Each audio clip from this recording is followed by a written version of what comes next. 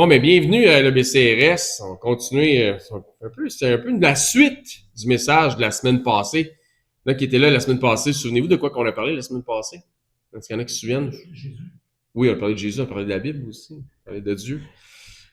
Donc, le message d'aujourd'hui, comme je dis, va être une continuité un peu de ce qu'on a parlé de la semaine passée. Encore une fois, j'espère que le message de ce matin va être quelque chose qui va vous amener de l'apprentissage, vous aider à apprendre, à retenir aussi. Donc, il y a un désir de retenir.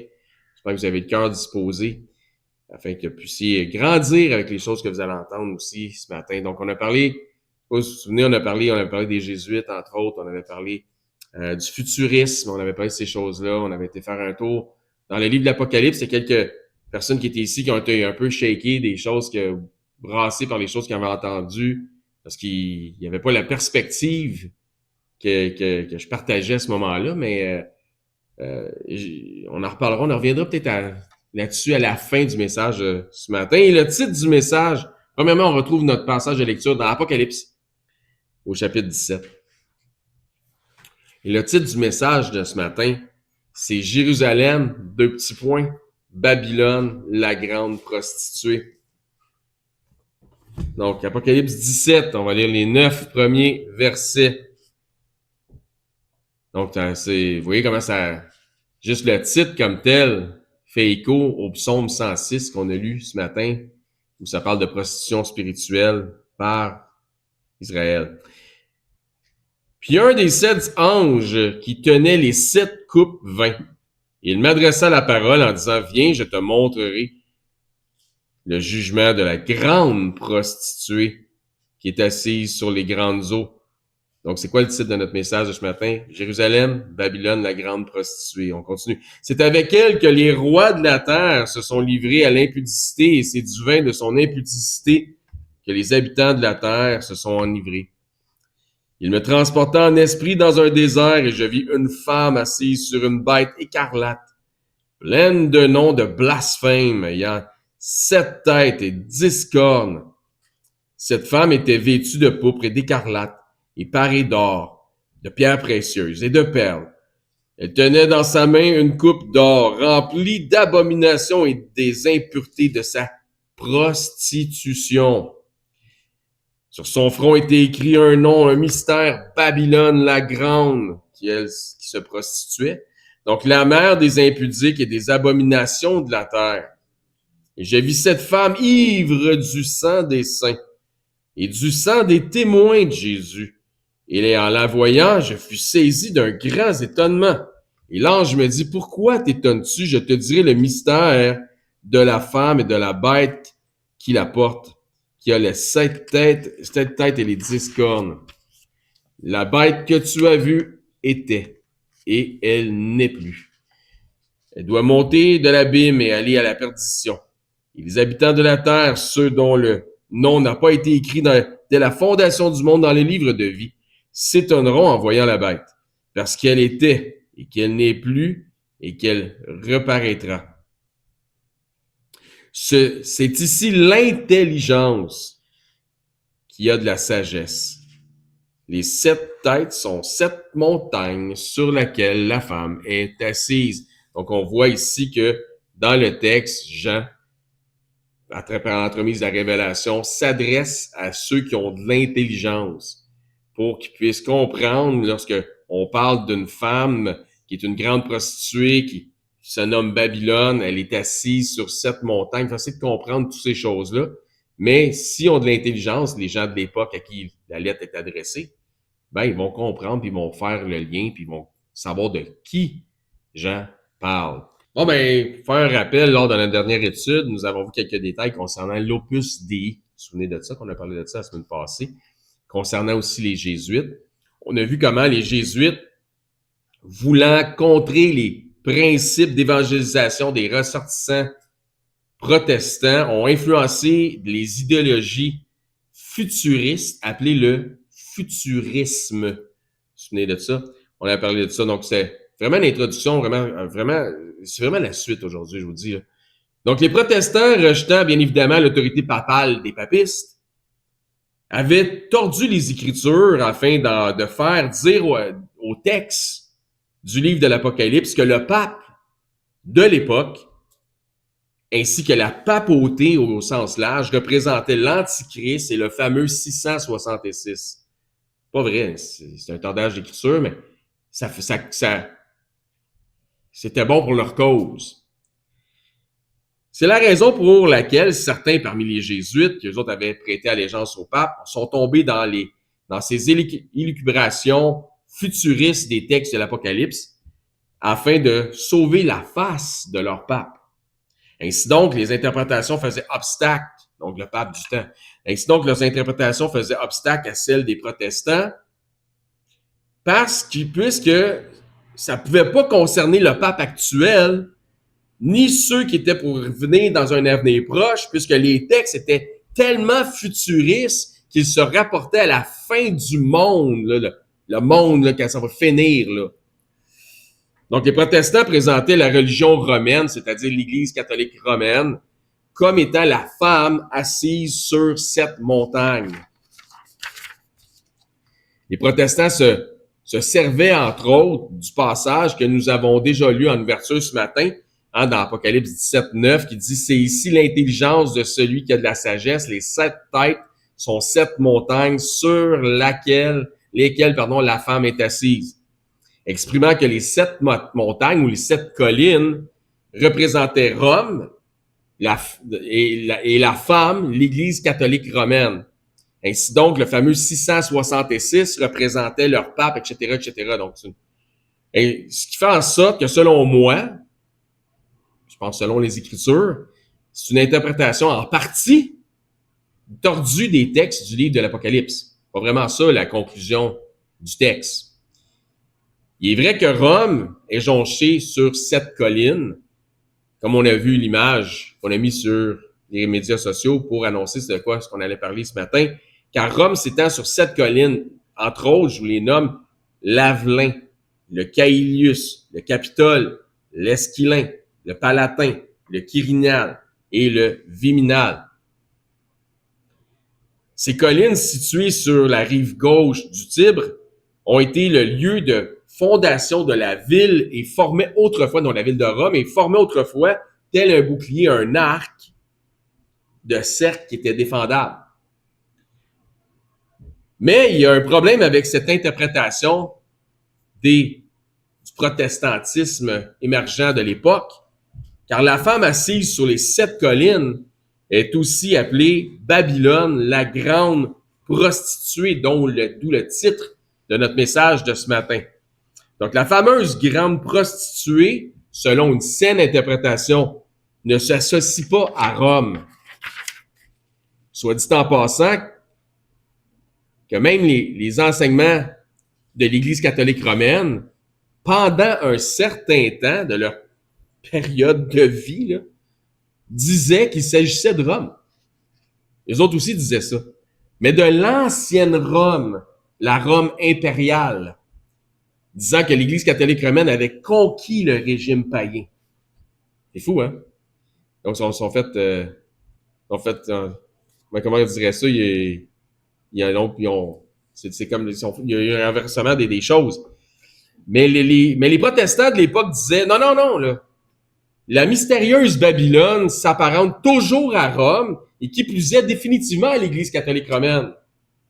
Comprends-tu? Ça leur virait dans la face, comment dit. En passant, c'est toujours le cas.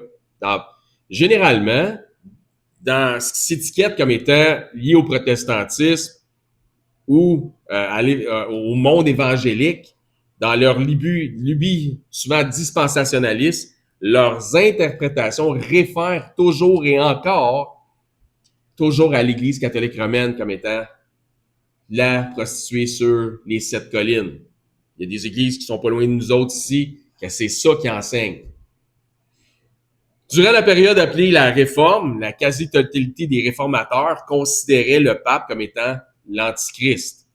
Le futurisme est ensuite apparu comme une réponse catholique anti-réforme.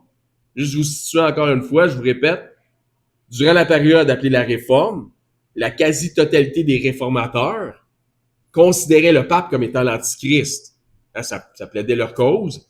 Et le futurisme apparu ensuite comme une réponse de l'Église catholique romaine ou du catholicisme anti-réforme. Donc, il n'y avait pas nécessairement de futurisme qui était populaire à ce moment-là.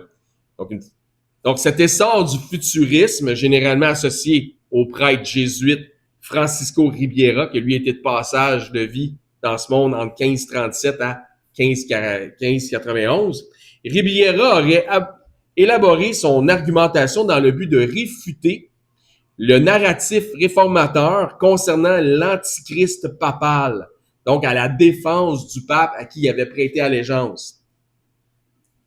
Enfin, un autre jésuite, Manuel Lacunza, de 1731 à 1801, écrivit en faveur du futurisme, donc il a repris un peu les travaux de l'autre, il écrivait en faveur du futurisme sous le pseudonyme de Ben Ezra. Jusqu'au 19e siècle, la pensée futuriste était généralement rejetée. Écoutez bien ça, jusqu'au 19e siècle, la pensée futuriste était généralement rejetée par les non-catholiques, car elle était perçue comme une défense de la papauté contre les revendications des réformateurs protestants. Encore une fois, je répète ça, jusqu'au 19e siècle, des années 1800, la pensée futuriste, d'où le futurisme, était généralement rejetée par les non-catholiques, car elle était perçue comme, donc c'était connu que c'était là comme une défense de la papauté contre les revendications des formateurs protestants. Ils savaient d'où ça venait, qui avait inventé ça, puis pourquoi. Donc, tel que mentionné la semaine passée, éventuellement, la pensée futuriste fit son apparition dans les milieux protestants vers 1827 grâce à Samuel R. Maitland, bibliothécaire de l'archevêque de Canterbury. Elle commença à se diffuser au sein du protestantisme au 19e siècle. C'est là que ça change. Grâce aux enseignements de John Nelson Darby, qui est un hérétique, et c'est grâce à ses enseignements sur ce qu'on appelle le dispensationalisme, qui divise les Écritures en ce qu'on appelle des dispensations, qu'on n'a pas besoin de ça pour pouvoir comprendre les Écritures puis comprendre la chrétienté au sens large. En fait, on devrait rejeter ce genre d'enseignement-là. Donc, le futurisme a gagné popularité au 19e et au 20e siècle et compte aujourd'hui des millions d'adeptes parmi ses fidèles dans le monde évangélique en général. Encore une fois, le fait que nous ayons l'illusion que nous devons lire les textes à connotation apocalyptique issus des Écritures comme étant des textes qui sont futuristes et encore et toujours futuristes, comme ça va encore se passer dans le futur, c'est comme on n'a pas vraiment atteint ce qui est écrit dans l'Apocalypse. Tout ça vient d'une chicane de clans. Avant ça, tu ne pouvais pas lire ça puis arriver à cette conclusion-là. Donc, on a tordu les Écritures, puis on a rendu ça populaire, puis là, ben c'est la croyance populaire. Mais ça vient d'une chicane de clans. Un arrive avec un narratif, puis l'autre, pour défaire le narratif, arrive avec une invention tordue, puis cette invention tordue-là finit par gagner de la popularité. Mais lorsque contextuellement et historiquement, hein, les contextes, c'est bon, mais les contextes historiques aussi sont importants lorsqu'on lit les Écritures, lorsqu'on veut comprendre. Lorsque contextuellement et historiquement, on comprend et on accepte, hein, c'est important aussi de l'accepter, que les textes du livre de l'Apocalypse ne nous sont pas adressés à nous, mais bien qu'ils soient utiles pour nous. C'est une différence. Parce que justement, il y avait quelqu'un qui était un petit peu brassé de tout ça la semaine passée, puis on a repris le temps de lire le premier chapitre en partie du livre de l'Apocalypse, puis je lui demandais à qui est-ce que ça s'adresse la lettre. Puis ça dit Jean au serviteur. Ben, il dit ça s'adresse à nous autres. Nous sommes les serviteurs. Je dis attends une minute. Dans le contexte, qui sont les serviteurs à qui Jean adresse la lettre? On continue à lire aux 7 églises. Exactement, de l'Asie mineure, qui est la Turquie actuelle. Donc, les serviteurs des 7 églises de l'Asie mineure, de la Turquie actuelle, de l'époque, il y a 2000 ans. Donc, c'était à ces serviteurs-là que la lettre était adressée. Donc, elle était adressée à eux. Donc, et non pas à nous. Elle est adressée à eux, mais c'est bon pour nous. D'accord? Vous voyez la différence entre à nous, pour nous? Bon, parfait, soir. On peut ainsi comprendre qu'on n'a pas de mauvais sang à se faire, à essayer de tout comprendre et à tout démystifier dans le livre de l'Apocalypse afin de trouver qui est l'Antichrist, c'est qui le fameux 666 et les signes et des temps, etc. On n'a pas besoin de se faire du mauvais sang avec ça. Si les influences du futurisme n'étaient pas, on lirait simplement les textes dans le contexte historique en se disant, avec raison, que les idées métaphoriques dans le livre de l'Apocalypse concernaient les chrétiens de l'époque, des contemporains, des membres des 7 églises des assemblées de l'Asie mineure. Je répète ça. Si le futurisme n'était pas, on lirait simplement les textes dans un contexte historique, je parle de l'Apocalypse en général, en se disant, encore une fois, avec raison, que les idées métaphoriques dans le livre de l'Apocalypse, c'est plein de métaphores, concernaient les chrétiens de l'époque, des contemporains, des membres des 7 assemblées de l'Asie mineure. Parce que c'était à eux autres que c'était adressé. Donc, des choses qui s'est adressées là, d'arriver de leur vivant à eux. En plus que ça dit pour les choses qui vont arriver bientôt, parce que les temps sont proches. Puis ça parle de tribulation, puis dit, moi, Jean, qui est part avec vous aux tribulations, donc le processus était déjà commencé. Malgré tout, ce livre demeure un instrument de sagesse actuelle en ce qui concerne le fait que ça dénonce 2 formes de totalitarisme. Encore une fois, c'est pas à nous, mais c'est bon pour nous. Parce qu'on en tire de la sagesse et ça dénonce 2 formes de totalitarisme. Premièrement, le totalitarisme politique et deuxièmement, le totalitarisme religieux.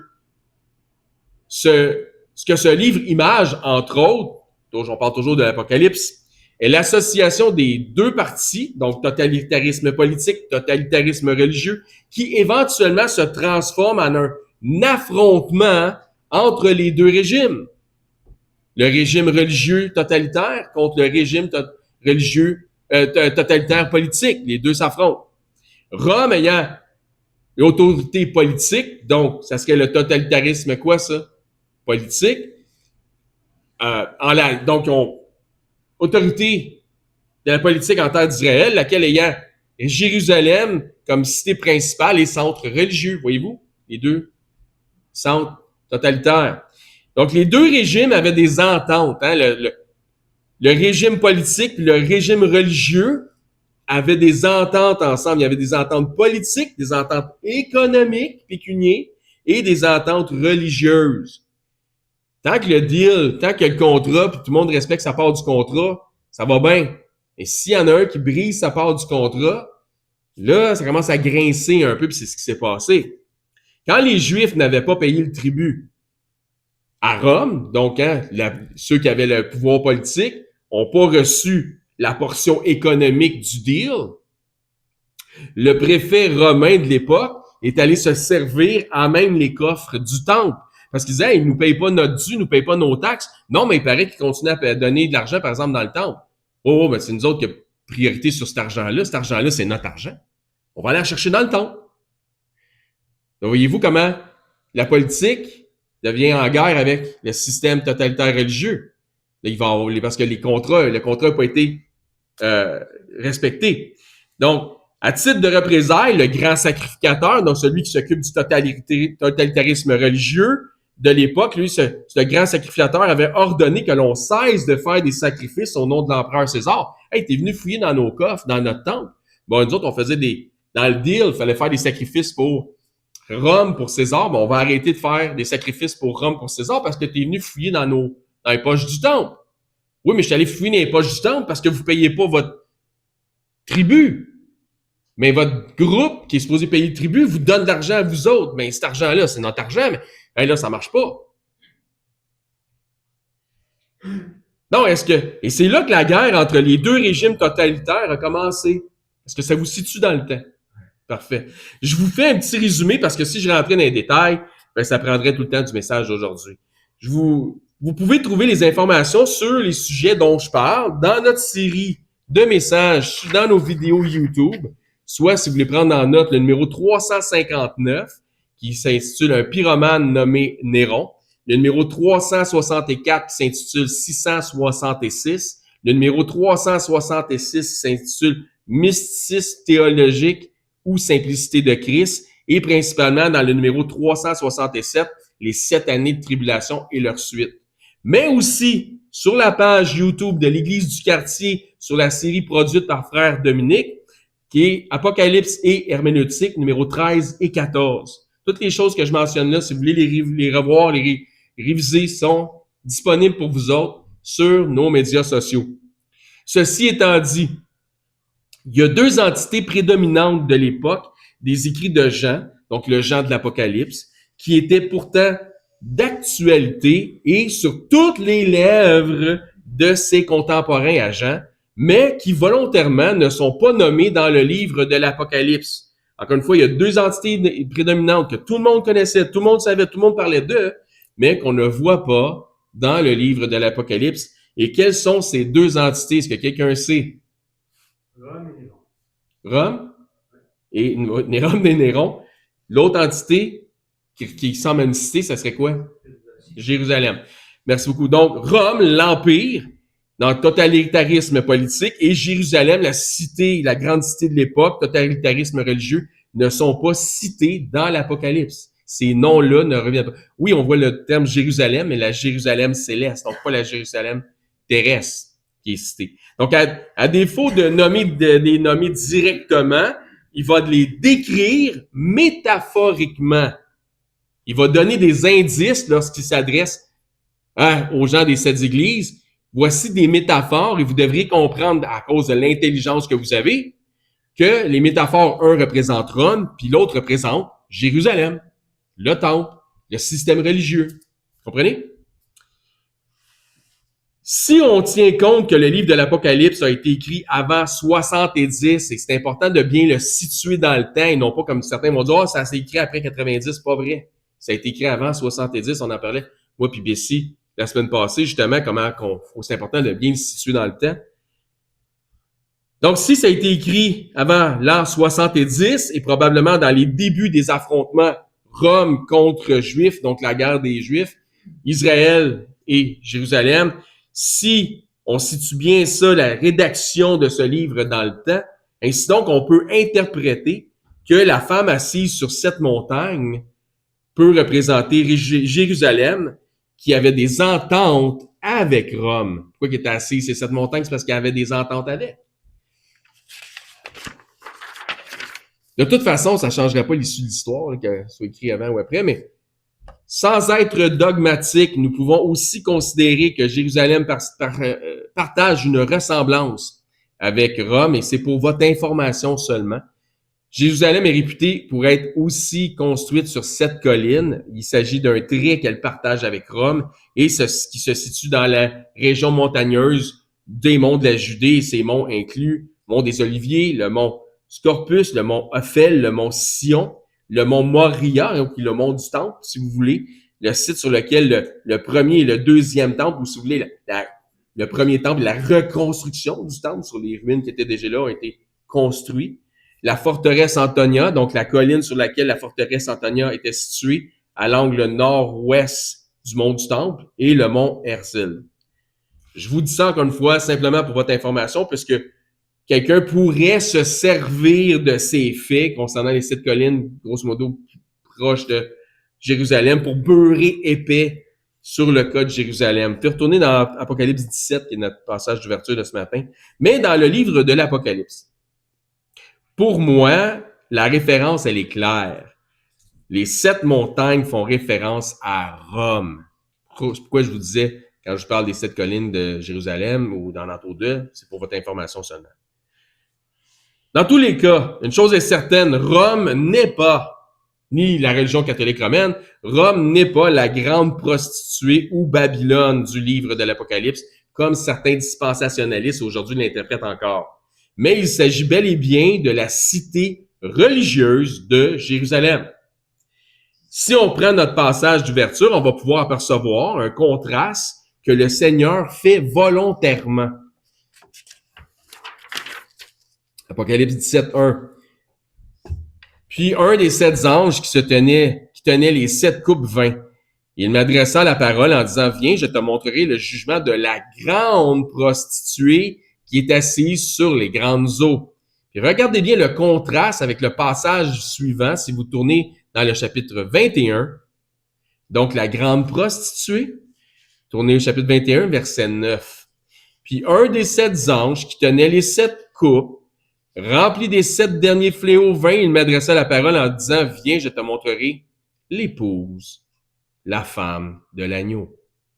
Vous voyez un contraste entre la prostituée puis l'épouse. C'est un contraste. Ça fait aussi opposition à la Jérusalem terrestre versus la Jérusalem céleste, puisqu'il dit ensuite, au verset 10, « Et il me transporta en esprit sur une grande et haute montagne, donc une montagne, et il me montra la ville sainte Jérusalem qui descendait du ciel d'auprès de Dieu, ayant la gloire de Dieu. » Bien évidemment, l'épouse de l'agneau est une référence à l'Église. Puis dans Jean chapitre 3, verset 29, Jésus se décrit lui-même comme étant l'époux. Fait tourner dans Jean 14, tant qu'à parler du livre de Jean. Dans Éphésiens chapitre 5, Paul compare les relations du mariage mari-épouse à l'Église et à Christ. Et Christ agissant tel un mari envers son épouse. Donc, si vous connaissez les Écritures, vous savez de quoi je parle, vous savez à quoi je fais référence. Si vous voulez plus de profondeur spirituelle dans les choses que je vous annonce, pendant que l'épouse se prépare pour les noces, Christ lui prépare une place. Et il reviendra prendre son épouse afin d'être toujours avec elle.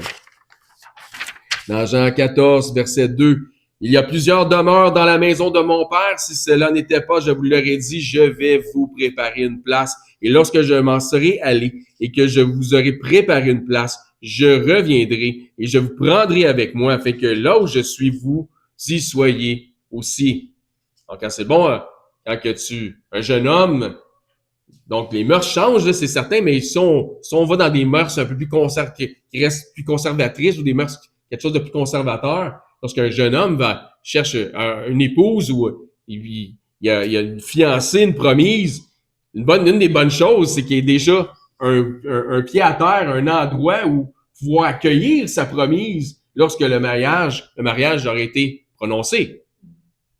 Une demeure. On va pas rester dans la rue. Donc, de même, pour ce qui est de la fameuse prostituée, il y a des références bibliques dans l'Ancien Testament où Dieu exprime que Jérusalem est une prostituée spirituelle, un peu comme on a lu dans le psaume ce matin, le psaume 106, on voyait ça au verset 39, que tout ce qu'ils avaient fait était nommé comme étant de la prostitution et c'était de l'idolâtrie. Donc, dans le prophète Isaïe, sur Jérusalem et Juda, il dit dans Ésaïe 1, 21, « Quoi donc? La cité fidèle est devenue une prostituée? Elle était remplie d'équité, la justice y habitait et maintenant il y a des assassins. » C'est du monde qui tue du monde, ça, des assassins. Continuons. Le chapitre 16 du prophète Ézéchiel est consacré aux multiples prostitutions de Jérusalem. Les termes prostituée ou prostitution y reviennent plus de 20 fois dans ce chapitre seulement. Le contexte ici parle de prostitution spirituelle, c'est-à-dire que l'ensemble du peuple a sombré dans l'idolâtrie, comme on l'a lu dans le psaume, comme Didier nous l'a lu dans le psaume 106. Donc, question ici.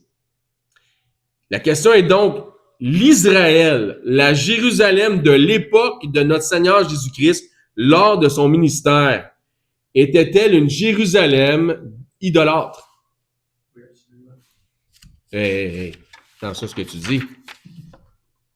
Majoritairement parlant, là, on reprend ça. Est-ce que l'ensemble de l'élite religieuse de l'époque du ministère de Christ était des idolâtres?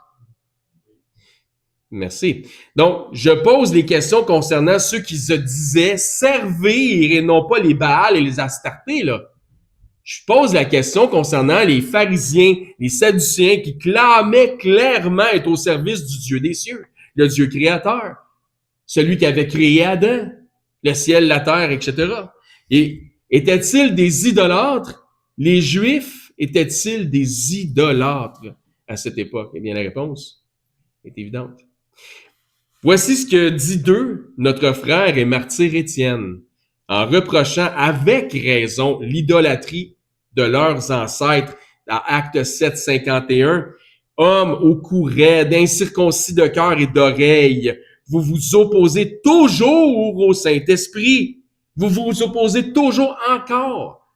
Ce que vos pères, donc comme vos pères, vous opposez au Saint-Esprit, ce que vos pères ont été, vous l'êtes aussi. Ce que vos pères ont été, vous l'êtes aussi. Il fait référence, entre autres, à l'idolâtrie. Vous êtes des idolâtres. Jérusalem, à l'époque du Christ, et particulièrement après l'avoir consciemment rejeté, était dans une forme d'idolâtrie que Dieu déclare être de la fornication spirituelle. Jérusalem est la Babylone. Jérusalem est la grande prostituée. Tous ceux parmi les judaïsants de l'époque qui ont délibérément rejeté le Messie et ont continué dans le judaïsme ont choisi de ne pas servir et de ne pas adorer le Dieu Yahvé. Mais définitivement, le Dieu de ce siècle avec un petit d. Dans le chapitre 18 de l'Apocalypse, ça nous parle de Babylone, la grande.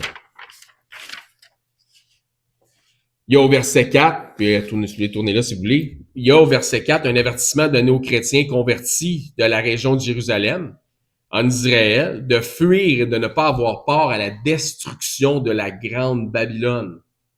Ensuite, au verset 8, il dit qu'elle sera envahie par le deuil, la famine et le feu. Ensuite, au verset 20, il dit, ciel, réjouis-toi sur elle, et vous, les saints, les apôtres, les prophètes, réjouissez-vous aussi, car Dieu vous a fait justice en la jugeant. Au verset 24, et parce qu'on a trouvé chez elle le sang des prophètes et des saints et de tous ceux qui ont été égorgés sur la terre. Faites tourner dans Matthieu 23, ça va faire écho à ce qu'il dit là. Allons voir si ce qu'on vient de lire là, le sang de tous ceux, vous avez tué les prophètes, le sang de tous ceux qui ont été égorgés sur la terre.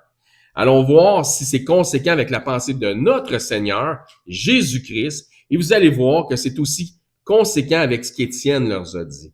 Dans Matthieu 23, 31, Jésus dit, vous témoignez ainsi contre vous-même et que vous êtes les fils de ceux qui ont tué les prophètes. Comblez donc la mesure de vos pères, comme Étienne l'a dit. Ce que vos pères étaient, vous l'êtes aussi. Serpent, race de vipère, hein, ça sonne comme quelqu'un de sauvé qui va au ciel, ça? Comment échapperez-vous au châtiment de la géhenne? Comment est-ce que vous allez échapper à l'enfer? Des idolâtres, fils du diable, allant en enfer, tout en étant ultra religieux et se disant être serviteurs de Yahvé. Verset 34. C'est pourquoi, voici, je vous envoie des prophètes, des sages et des scribes. Vous tuerez et crucifierez les uns, vous battrez de verge les autres dans vos synagogues et vous persécuterez les persécuterez de ville en ville, afin que retombe sur vous tout le sang innocent répandu sur la terre. Qu'est-ce que ça disait tantôt dans le passage qu'on avait lu? Il dit depuis le sang d'Abel jusqu'au sang de Zacharie, fils de Barachi, que vous avez tué entre le temple et l'autel. Donc, tous ceux qui ont été égorgés sur la terre, que ça disait dans Apocalypse 18, 24, depuis Abel. Je vous dis en vérité, tout cela retombera sur cette génération. Et effectivement, Jésus qui ne peut mentir, en l'an 70, c'est arrivé dans le cadre de cette génération. Jérusalem, Jérusalem, qui tue tes prophètes, comme ça dit en Apocalypse 18, 24, dans le sang des prophètes. Jérusalem, Jérusalem, qui tue tes prophètes et qui lapide ceux qui te sont envoyés. Combien de fois, comme on lapidé Étienne, combien de fois ai-je voulu rassembler tes enfants comme une poule rassemble ses poussins sous ses ailes et vous ne l'avez pas voulu. Voici votre maison vous sera laissée déserte. En l'an 70 a été détruite Jérusalem, son monument principal qui était le temple a entièrement été brûlé. Apocalypse 19, 3. Et ils dirent une seconde fois, Alléluia! sa fumée monte au siècle des siècles. Encore une fois, chers amis, frères et sœurs, le livre de l'Apocalypse est un livre qui se lit majoritairement dans un contexte, qui est passé et non pas futuriste. Il s'agit en partie d'un livre de mise en garde, d'exhortation et d'encouragement de la part du Seigneur pour les chrétiens de l'époque. Terminons là-dessus. C'est donc une mise en garde pour les chrétiens de l'époque à fuir Jérusalem, la Judée et possiblement Israël. C'est une exhortation envers les membres et les anciens des 7 églises ou des 7 assemblées de l'Asie mineure à élever leur standard et de se préparer possiblement à accueillir des réfugiés, des familles chrétiennes venant d'Israël, donc devenir un asile, devenir un endroit de refuge. Encouragement à faire confiance au plan du Seigneur et à persévérer dans la foi malgré les temps périlleux qui avaient déjà commencé, puis qui étaient à venir, puis qui c'était pour aller en s'empirant.